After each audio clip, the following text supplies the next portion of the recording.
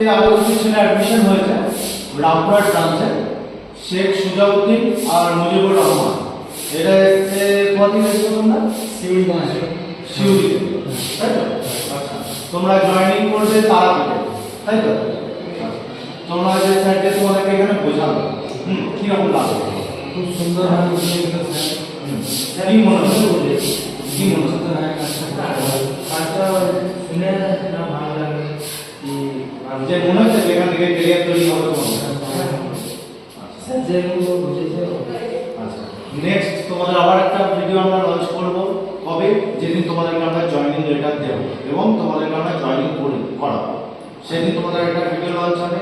তারপরে তোমাদের হোটেলে যাওয়ার পরে, হোটেলে জয়েন করার পরে তোমাদের থেকে একটা ফিডব্যাক নেবো, যে আমরা সব ছেলেদের থেকে যেটা নিয়ে থাকি, হ্যাঁ, যে তোমরা হোটেলে জয়েন করার পরে তারপরে কাজকর্ম কীরকম লাগছে। ঠিক আছে, নেক্সট ভিডিওর জন্য ওয়েট করতে হবে আর একটু। হ্যাঁ, তো তোমরা যারা এই ইয়েতে কাজ করতে চাও তারা স্ক্রিনে দেওয়া নাম্বারে অবশ্যই করে দেবে।